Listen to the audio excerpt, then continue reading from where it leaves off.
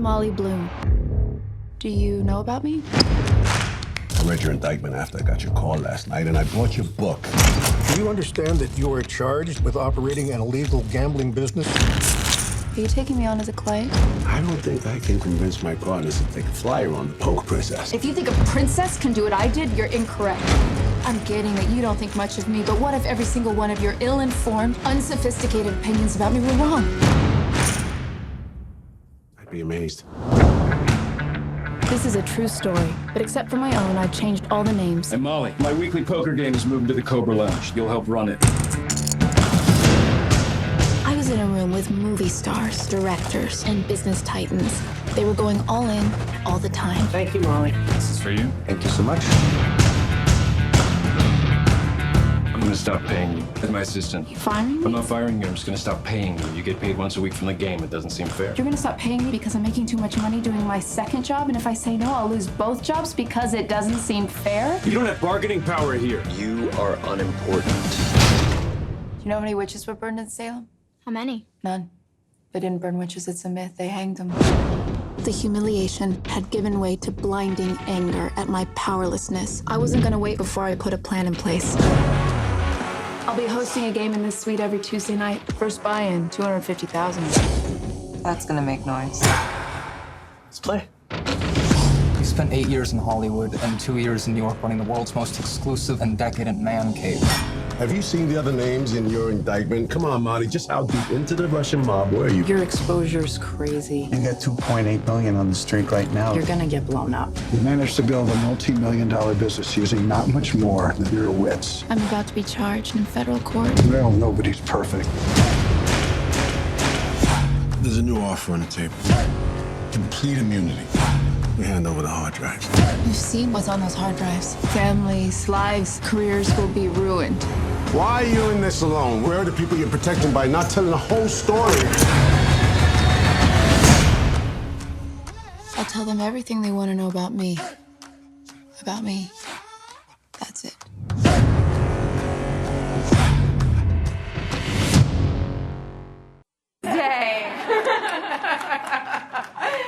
The theme of today is around risk and taking risk. And it is, for the financial industry, one of the most critical pieces of what we do on a daily basis. And so with that as a backdrop, we have invited a convicted felon to speak at our International Women's Day, which is most certainly a risk, I'm sure, in the eyes of my career. Risk is something I think that we could all take more of. You were a professional skier. Your brother was an Olympic champion, and your other brother is an unbelievably successful surgeon. Is risk-taking a gene? I can't answer that because my background doesn't validate that answer. But what I can tell you is that I wasn't born with this amazing amount of bravery or courage. I was very scared of everything as a little girl. And I think that there were two factors that kind of changed that for me. One was I had a father who was hard driving.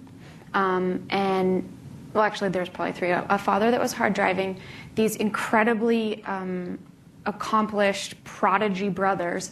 And then the first time that I won anything, and I think it was a field day race in like kindergarten, I felt something that propelled me past that fear. And so I learned how to conquer it. But in my life, I think there's been two iterations of risk-taking. And the first one was growing up in this family of high achievers and feeling invisible and this really overpowering need to be significant. And I went out into the world with that as my drive. And it was kind of like success at any cost, significance at any cost.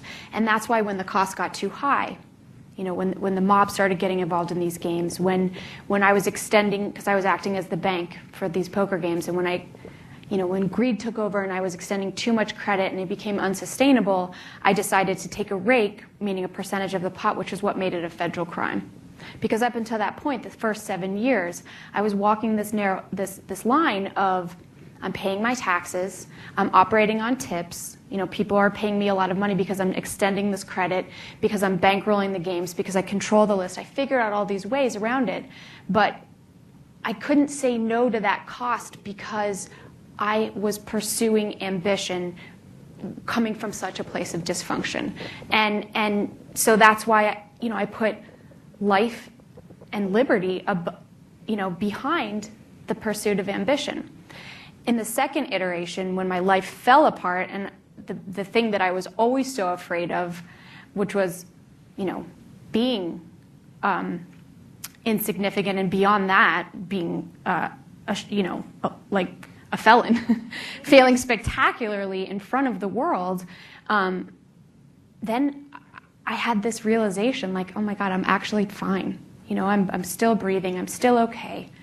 And so let's redefine what that looks like for me. Let's redefine what ambition looks like, what success looks like, and let's take the ego out of it, and build myself from the inside out as opposed to the outside in. And so that's why when I took a real honest look at the wreckage of my life, I was millions of dollars in debt. My reputation was in tatters, and I was about to be a convicted felon. I realized that my monetizable asset was the story. And as much as most people said this is a long shot, no one in Hollywood's going to want to make this, they're all going to be afraid, I believed in my gut that it would work. And I believed that it would work not because I needed it to work, not because I needed the world to look at me or like me, but because I just felt like it was a smart play. And so what I did is I was like, okay, who's the bankable writer, right? If I ran numbers on the screenwriters in Hollywood, who do I like? And who tells a story from who tells a story with a lot of humanity? So Sorkin, to me, was my favorite writer, and he also, like, if you run the stats on him, he's a pretty good bet. I do come from the gambling world. And so that's why it was okay when I, sold watches, sold clothes, to go to Hollywood and to put on something that didn't look like I was living with my mom with no bank account, which I was. And when people would laugh me out of the room, when I said, I need to meet Aaron Sorkin, and they're like, that will never work. He'll never write this story about the poker princess. That will never work. And my answer was always like, but what if it does? And so finally I got to him, I begged enough, and I came at it with no ego, like, laugh me out of the room, I don't care. I believe this will work, but I don't need it to. It's not my identity riding on it, it's just a good idea. And I kind of did need something to work, but it wasn't that. Let's face it, I was living with my mom. So I pitched it to Aaron, and he loved it. And I got, and that's a moment of getting very lucky, but also having this clear vision and this clear dream, and coming at it from a place where you have really intellectually justified it. And it's not just this emotional grasping, And so coming at risk and taking that risk in that context was a very different feeling, and had a very different outcome. Very long answer. But a complete one. You witnessed, and this is an interesting thing to talk about on International Women's Day. You were, at times, the only person in the room, the only woman, and by far the most powerful person in the room, despite the fact that every single person at your table would rank amongst the most powerful person in a room, in any room at any time. How did you keep that power? And what did you see at the table from guys who were playing? What made them either powerful or weak? You had strong players and weak players. What made them strong or weak, and what made you so strong throughout those years to hold that power over those games? So I'll address the first question. I was 24, 25 years old in the room with some of the richest, most powerful, most influential men in the world. And they're all sitting there. And the first time I walked into this poker game, I realized very quickly what an incredible way to build a network and what incredible way to access information. I didn't care about the poker. I just didn't. I've got a lot of things that I can get addicty about, but gambling was never one of them. So I watched The Room from the perspective of human behavior. My dad's a psychologist, and I hated it when we were younger because we had to process all the time. But it turned out to be a great skill, and a great way to look at the world. And so I realized that these guys were very wealthy, and they didn't need things. They didn't care about things. The thing that they wanted in their life was these transformational experiences. And I'm like, okay, I get this. These guys want to feel like James Bond. They want to feel like James Bond. And then there was also later down the road, there was an addiction piece to it, and that became dark. But in the beginning, in the early stages, it was about this experience that they got to walk into this room and completely escape their life and have this transformational experience. So that made a lot of sense to me, and that was the first way I looked at it. Okay, I can move it out of the basement with my, supermarket cheese plate and make them feel more like James Bond, right? Penthouse suites, high-end everything. I mean, it's not so revolutionary. Vegas does it. I just took a page out of Vegas's book. Then I also realized that there was more to this game than just the poker. It was the networking. There are 9 seats in this table. You've got, and if I can control the list, that's basic supply and demand, right? Like, they're going to pay more. They're going to pay me more tips if they can get a seat at a table where there are people that they want to be around. Celebrity is a huge currency. So is money. Net worth. So I created an environment where there were a lot of deals getting done. There was people that had access to people that was really important. And then finally, how I'm approaching this is not as like, oh, I'm a woman in a man's world. I'm like, how do I become valuable? How do I become not replaceable? How do I become more successful? Where's my competitive advantage? Because then it stopped being about gender. It stopped being about being a 25-year-old girl. And then the final thing was I realized that if I was the bank, if I controlled the credit, if I controlled the money, if I controlled who sat at the table and how much money they could have, then that was that.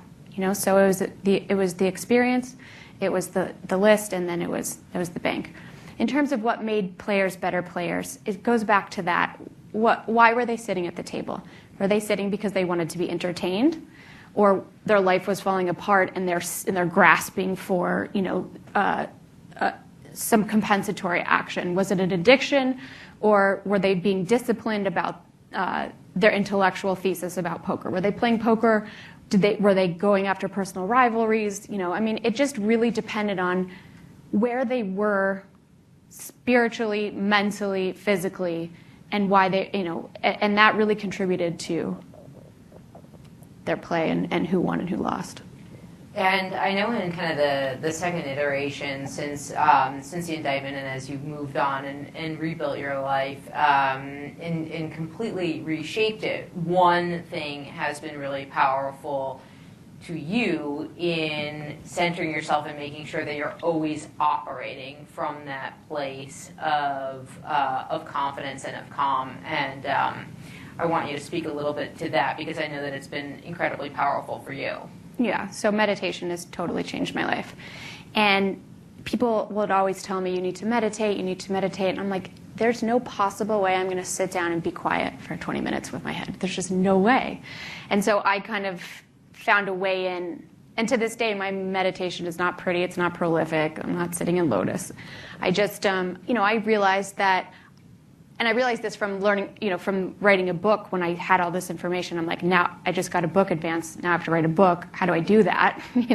It's like anything else. You sit down, you start to flex the muscle. You write 5 minutes a day, you write 10 minutes a day, and then you start to, it's like, so no one just sits down at a piano and learns how to play the piano. You've got to teach yourself. So for me, I started with 30 seconds because my head was crazy. And then the next day I did a minute. And then, I downloaded Headspace, the app, and meditation has changed my life in the most profound way that it has changed the way I'm wired. It has changed the constitutional makeup. I have just been able to overcome these massive limitations, emotional limitations, fear-based limitations, and it's just allowed me to kind of proceed in a way that is kind of more when you just get that gut feeling and you know it's right, and just access that more often. When you think about, I personally, I know that we have this debate. I personally think that you have had that more throughout your life than you think and than you know, because that calm, I think, and we were talking about just today, the fact that you've been able to access that place of kind of calmness and clarity. Even without meditation, but it was not on a persistent and consistent basis. No, and that was what you attribute to getting into trouble, because all of a sudden it became more about the outcome than it was, kind of a realistic assessment of risk. Given, I think it is safe to say that every single person in this room, every single person in this building, every single person in this block can probably stand to take more risks in their career, in their friendships, in their relationship with their self. I think it is one of the most rewarding, kind of energizing things that you can do. What are some practical ways from a person? Whenever I'm thinking about something, I think about you, and I think about, I think to myself, oh, I'm taking a risk, and then I'm like, oh, jeez, no, I'm not even close. What are some of the things that kind of practical advice that you could tell a person who is working in financial services, or in an industry which is a pretty stable industry, how to take those risks, how to get started on that path? I think when we think about taking risk, we think about sitting there and then thinking about an idea and executing that idea.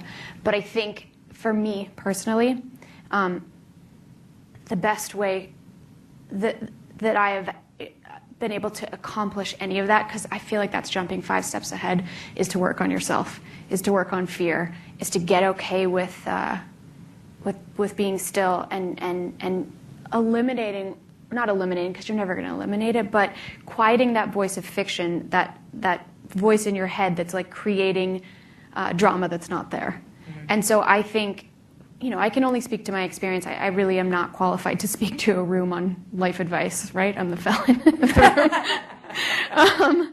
But I think the thing that has enabled me to go big in the world, in life, was doing that work on myself. And I think a great way into it is meditation. I think I spent a lot of my life looking for that magical answer, that magical pill, that magical thing. And I mean, for me, I think that meditation is it.